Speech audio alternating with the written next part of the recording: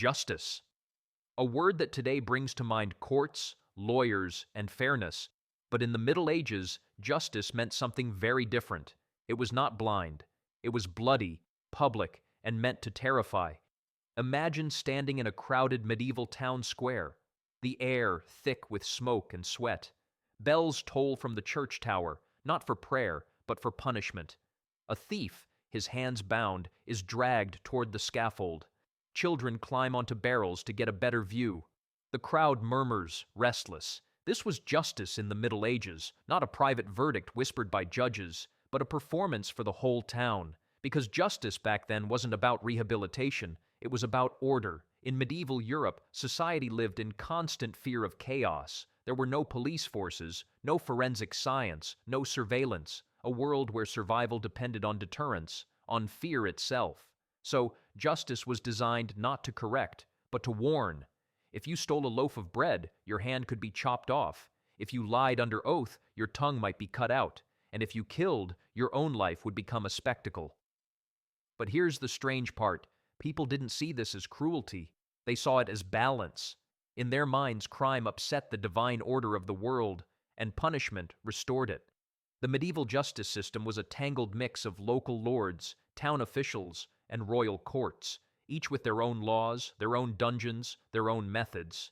In one region, you might face a fine. In another, the lash. In another, still, something far worse.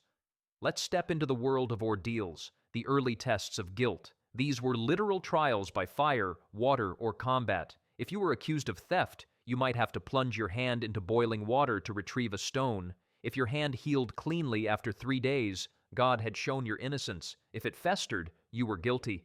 It sounds barbaric, but in their eyes, it was divine. Human judges could be corrupt, but God, they believed, could not. That belief turned suffering into proof. Pain wasn't injustice, it was judgment. By the 13th century, Europe began to move toward more structured courts, written laws, juries, and judges. But the cruelty didn't fade, it evolved. When you think of medieval punishment, you might imagine dungeons, chains, and torture devices. And you'd be right. Because when the state took control of justice, it turned punishment into theater. Imagine you're walking through a medieval city. You pass the market, the baker's stall, the church, and there, in the center square, stands a wooden platform. On it, the condemned, wrists bound, eyes wide. Next to him, the executioner, face hidden, axe glinting in the sunlight. The punishment is about to begin. The crime, theft. The sentence, branding. The crowd watches as the hot iron is pulled from the coals, glowing red, hissing with heat. One strike, and the thief's skin sears. The smell of burning flesh fills the air. A permanent mark, a letter branded into his cheek or hand, so that all would know what he had done. This wasn't just pain, it was memory, punishment as identity. For more serious crimes, the punishments grew darker still. Execution was public, and it was designed to be unforgettable. Beheading was reserved for the nobility, quick, honorable, almost merciful. Commoners were hanged, strangled, or broken on the wheel. And traitors? They faced punishments meant to erase their very humanity. In England, some were dragged through the streets, hanged until near death, then disemboweled before the crowd. In France and the Holy Roman Empire, the wheel was favored. The criminal's limbs shattered with an iron bar, body woven between the spokes, left for the birds. Justice was not only seen, it was heard and smelled. Because fear was power, and the authorities understood that better than anyone. But not every punishment was fatal. Some were humiliating, designed to shame. Stocks, pillories, whippings. The town square became a stage for ridicule.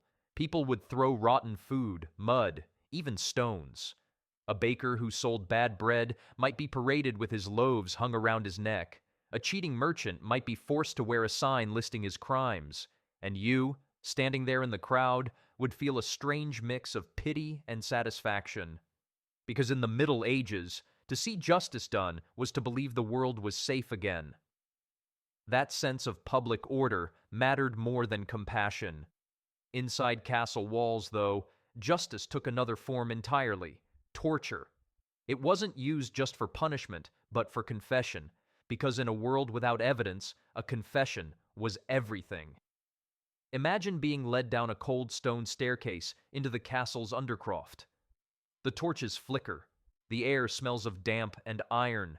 The interrogator sits before you, not with anger, but with calm authority. Behind him stands a rack, a wheel, and a collection of instruments gleaming in the firelight. He doesn't scream or threaten. He simply says, "Confess, and God may forgive you." If you refuse, the turning begins. Ropes pulling at joints, muscles tearing, the body screaming before the mouth can. It wasn't always to kill, just enough to break your will. And once you confessed, written proof would be sealed, signed, and accepted in court as truth. Justice, by their standards, was done. But not everyone accepted this logic. By the late Middle Ages, a quiet shift began.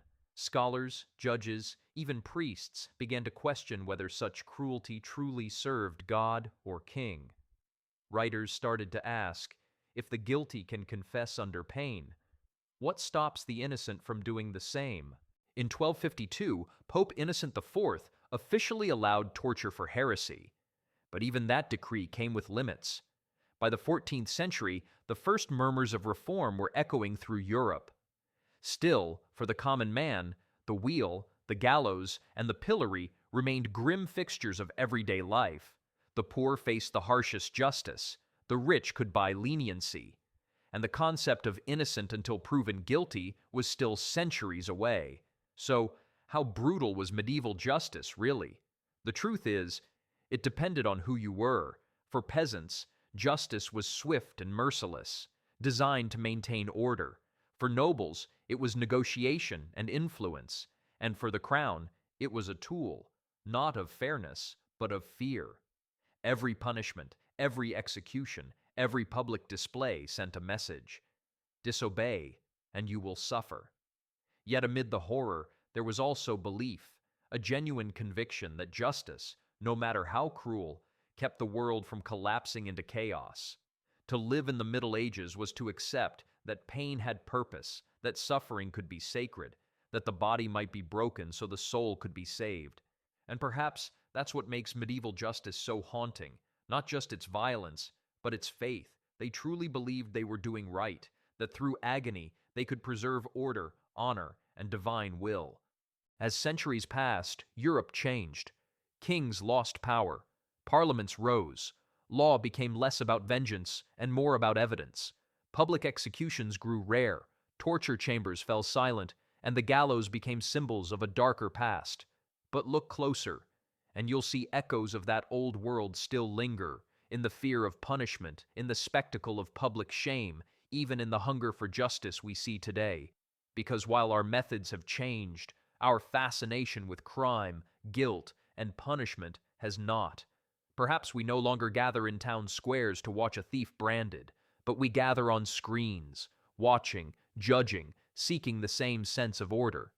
In some strange way, the show never ended. This was justice in the Middle Ages, brutal, merciless, and utterly human, a world where punishment was performance, pain was proof, and every sentence carried the weight of belief. A world that reminds us how fragile justice truly is, and how easily it can be twisted by power and fear. Thank you for watching Medieval Uncovered. If you found this story compelling, don't forget to subscribe for more untold tales from the past. Dark, real, and human.